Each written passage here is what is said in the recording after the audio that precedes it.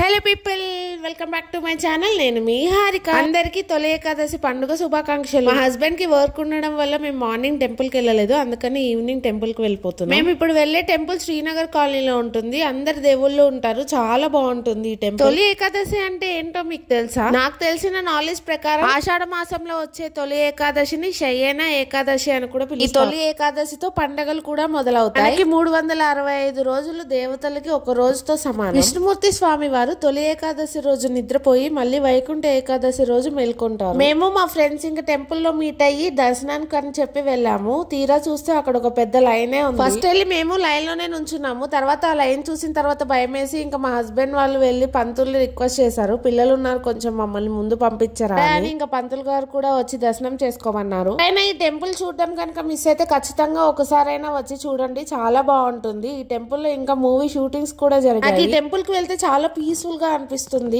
ఇలా మా తొలి ఏకాదశి పండుగ జరిగింది. నా వీడియోస్ కనుక మీకు నచ్చితే please do like, share and subscribe.